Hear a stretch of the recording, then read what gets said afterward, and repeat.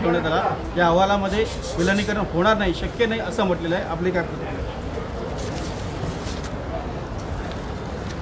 8/11/2021 माननीय उच्च न्यायालयाने विलिनीकरणाच्या संदर्भात त्रिसदस्य समिती नेमली होती आणि या त्रिसदस्य समितीला विलिनीकरणाच्या मुद्द्यावरती निर्णय घेण्यासाठी सांगितलं होतं। हा निर्णय त्रिसदस्य समितीने 12 आठवड्यामध्ये घ्यायचा होता। त्यानंतर तो मुख्यमंत्र्यांच्या सहीनिशी किंवा मुख्यमंत्र्यांच्या मान्यतेनुसार न्यायालयात सादर करायचा होता। 12 आठवड्यामध्ये त्रिसदस्य समितीने विलिनीकरणाच्या संदर्भातला जो निर्णय घेतला तो मुख्यमंत्र्यांच्या मान्यतेने हायकोर्टात सादर केला गेला। हायकोर्टाने त्याच्यामध्ये आर्थिक बाबी समाविष्ट असल्यामुळे हा अहवाल कॅबिनेटसमोर ठेवा अशा प्रकारचा सूतोवाच केला होता आणि त्या दृष्टिकोनातून तो कॅबिनेटच्या समोर ठेवला गेला आणि कॅबिनेटच्या माध्यमातून आता अधिवेशन चालू झालं आहे म्हणून आज तो सभागृहाच्या पटलावर देखील ठेवला गेला आहे। या अहवालामध्ये जी मूळ कर्मचाऱ्यांची मागणी होती की एसटी कर्मचाऱ्यांचं राज्य शासनामध्ये विलिनीकरण करावं, ही मागणी त्रिसदस्य समितीने अमान्य केलेली आहे। ही मागणी त्यांची फेटाळून लावण्यात आलेली आहे।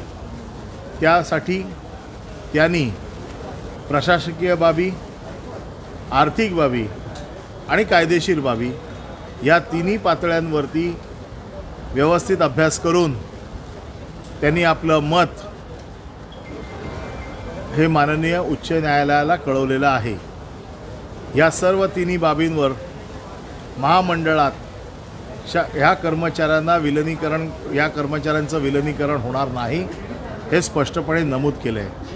पण त्याचबरोबर त्यांनी एस टी महामंडळाला काही सूचना केल्या ज्यामध्ये एस टी महामंडळाच्या उत्पन्नाचं स्तोत्र कसं वाढावं किंवा त्या बाबतीत काही उपाययोजना करता येतील का, किंवा जोपर्यंत एस टी व्यवस्थित आर्थिक भार उचलण्यासाठी सक्षम होत नाही तोपर्यंत राज्य सरकारने एस टी महामंडळाला आर्थिक मदत करत राहिली पाहिजे अशा प्रकारच्या सूचना या शिफारसीमध्ये केलेल्या आहेत।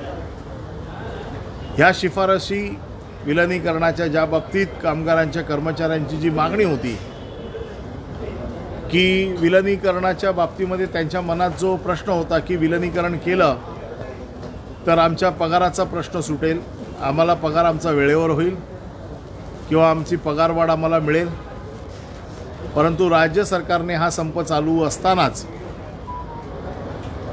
कर्मचाऱ्यांचा पगार मूळ पगारात ज्यांना 1 ते 10 वर्ष झाली आहेत त्यांच्या मूळ पगारात 5,000 रुपये, 10 ते 20 वर्ष ज्यांची झालेली आहेत त्यांच्या मूळ पगारात 4,000 रुपये आणि 20 वर्षाच्या पुढील ज्यांची सर्व्हिस आहे त्यांच्या पगारात 2,500 रुपये मूळ वेतनात वाढ केली होती।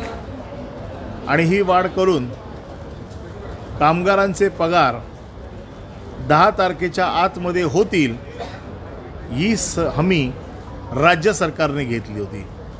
म्हणजे ज्याच्यासाठी विलिनीकरणाचा हट्ट होता की पगार वेळेवर व्हावेत, पगार वाढवून मिळावेत, ह्या सगळ्या मागण्या आम्ही अगोदरच मान्य केल्या होत्या। आम्ही कर्मचाऱ्यांना वारंवार विनंती करत होतो की आपण कामावर या, आपल्या न्याय हक्कासाठी लढणं हा आपला हक्क आहे, परंतु एस टी बंद करून किंवा एस टीचं नुकसान करून आपल्याला कुठल्याही मागण्या पदरात पाडून देणं हे कोणालाही परवडणार नाही।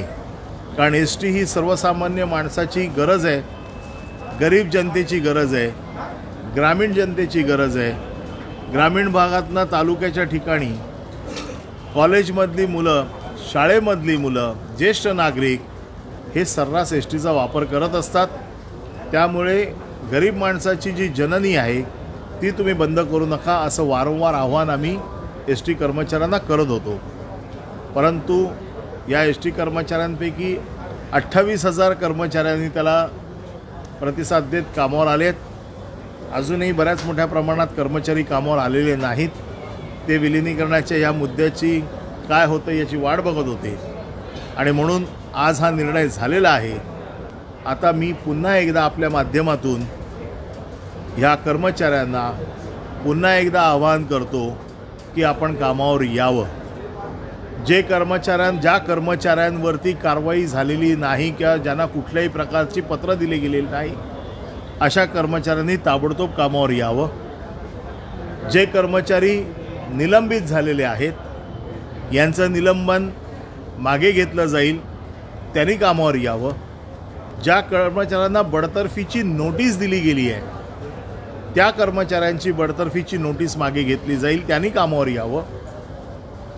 आणि जे कर्मचारी बडतर्फ झालेले आहेत त्या बडतर्फ कर्मचाऱ्यांनी त्यांचा जो कायदेशीर अधिकार आहे, कारण त्यांना सेवेतनं बडतर्फ केलेलं आहे, त्याच्यामुळे त्यांना परत घेण्याची एक प्रक्रिया असते. त्यांनी आपलं अपील करायला लागतं. ते अपील त्यांनी करावं. माननीय मुख्यमंत्र्यांनी मला सूचना दिलेल्या आहेत की कुठल्याही प्रकारे कामगारांची रोजीरोटी जाता कामा नये याची काळजी घ्या. कोणालाही नोकरीपासून त्याला वंचित ठेवू नका. आणि म्हणून हा निर्णय घेतला आहे की ज्यांना बडतर्फ केलं आहे त्यांनी देखील अपील करावं. त्यांच्या अपिलाचा व्यवस्थित कायदेशीर विचार करून त्यांना देखील परत घेण्याची प्रक्रिया आम्ही योग्य प्रकारे राबवून घेऊ. हे केल्याच्या नंतर देखील जर कामगार त्यातले काही कामगार आले नाहीत तर आम्ही असं समजू की या कामगारांना नोकरीची गरज नाही, ते नोकरी करू इच्छित नाही आणि मग त्यांच्या बदल्यात दुसरे कर्मचारी ठेवायचे का किंवा कंत्राटी पद्धतीने सेवा राबवायची का. कारण जशी कर्मचाऱ्यांच्या बाबतीमध्ये आमची जबाबदारी आहे तशीच राज्यातल्या ह्या जनतेच्या बाबतीत देखील जबाबदारी आहे. एस टीचं प्रचंड मोठं नुकसान या संपामुळे झालेलं आहे आणि हे नुकसान आणखीन वाढू देऊ नये, लोकांना अजूनही जास्त त्रास होऊ नये यासाठी आम्ही ह्या केलेल्या कारवाया देखील मागे घेत आहोत. परंतु ह्या कारवाई मागे घेताना यापुढे जर लोकांना जर असं वाटलं की कामावर येऊ नये तर आम्हाला वेगळे पर्याय आम्हाला वापरावे लागतील आणि त्याची जबाबदारी एस टी कर्मचाऱ्यांची असेल. एस टी कर्मचाऱ्यांच्या बाबतीमध्ये वेगवेगळ्या प्रकारे त्यांना भडकवलं जाते. कोण सांगते अन्नदान करा, कोण सांगत होतं दुखवटा आहे, कोण सांगतं आणखीन वेगवेगळ्या मार्गाने आत्महत्या करा. परंतु हे काही मार्ग नाहीत. आपण कामावर या, आपण आपली नोकरी सांभाळून आपले हक्क जे काही विषय आहेत ते चर्चा करून आपण सोडवू शकतो. परंतु अशा प्रकारे वेगळ्या वाटा चोखाळून आपले प्रश्न सुटणं शक्य नाही. आपण मला असं वाटतं कामावर या. अगोदरच आपण खूप होरपळलेले आहात. कोणाच्याही अफवांना किंवा कोणाच्याही भूलथापांना बळी न पडता आपण कामावर यावं असं आपल्या माध्यमातून मी आपल्याला आवाहन करत आहे. आव्हान सादर झालेलं आहे. तुम्ही पुन्हा एकदा एस टी कर्मचारी संघटनाशी चर्चा करणार का हा संप मिटवण्यासाठी? कारण अजूनही काही एस टी कर्मचारी विविध एस टी डेपोमध्ये संपावरती आहेत. आत्ता मी माझं अधिकृत आवाहन केलेलं आहे. 10 तारखेच्या आतमध्ये या सगळ्या कर्मचाऱ्यांना, ज्यांना मी आता सांगितलं की ज्यांना बडतर्फ केलेलं नाही, ज्यांना निलंबन केलं आहे, ज्यांना बडतर्फीची नोटीस दिलेली आहे किंवा ज्यांच्यावरती कारवाई झालेली नाही, या सगळ्या कर्मचाऱ्यांनी 10 तारखेच्या आतमध्ये यांनी कर्मचाऱ्यांनी कामावर यावं अशी मी आपल्या माध्यमातून त्यांना विनंती करतो. जे कर्मचारी बडतर्फ झालेले आहेत त्यांचा कायदेशीर जो कालावधी 3 महिन्याचा आहे, 3 महिन्याच्या आतमध्ये त्यांनी अपील करायचं आहे. ते अपील त्यांनी करावं. काही लोकांचा अपीलचा पिरियड संपलेला असेल तर त्यांना 15 दिवसाची मुदतवाढ आम्ही अजून देऊ. परंतु कायदेशीर प्रक्रिया आटपून त्यांनी कामावरती यावं अशी मी पुन्हा एकदा त्यांना विनंती करतो. वारंवार सरकारने धर्माची भूमिका कर्मचाऱ्यांसंदर्भात घेतली, त्याचा पुढे गैरफायदा सुद्धा कर्मचारी घेत नाही. ते जरा त्या बाबतीत उचलवलं जातं, असं एक मतप्रवाह निर्माण झालेला आहे. कसं आहे, सांगते ती शेवटची 10 तारीख असणार आहे का परत? ही शेवटची 10 तारीख एवढ्यासाठी सांगतो कारण कर्मचारी शेवटी गरीब आहे. कोणी किती त्याला काही जरी सांगितलं तरी त्याचं नुकसान होऊ नये अशी आमची खरं याच्यापेक्षा कठोर पावलं सरकार उचलू शकतं. परंतु शेवटी लोकांचा पण प्रश्न आहे. आमची सतत अशी आमची एक भावना आहे की एस टीचा कर्मचारी हा आपलाच आहे, याच्यावरती कठोर कारवाई होऊ नये आणि म्हणून आम्ही ह्या सगळ्या गोष्टी थोड्याशा सावधपणे घेतो आहे. याचा अर्थ असा नाही की सरकार शेवटपर्यंत हाच विचार करत राहील. ही 10 तारीख आम्ही त्यांना दिलेली आहे.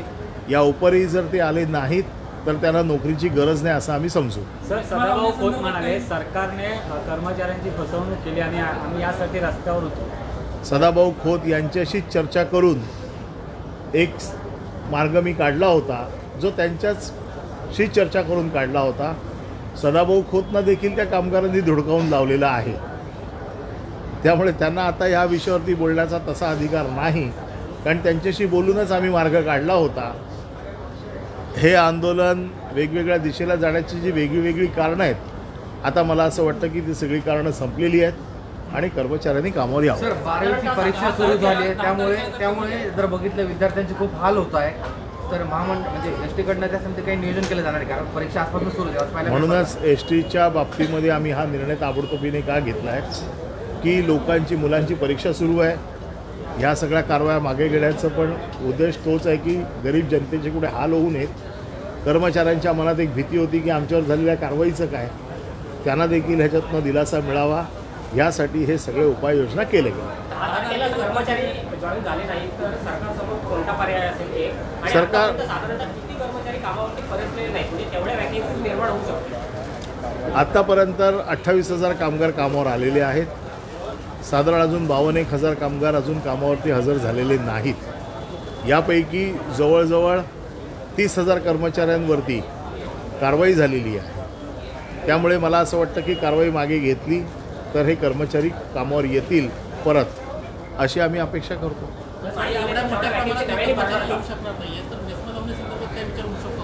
नाही, मेस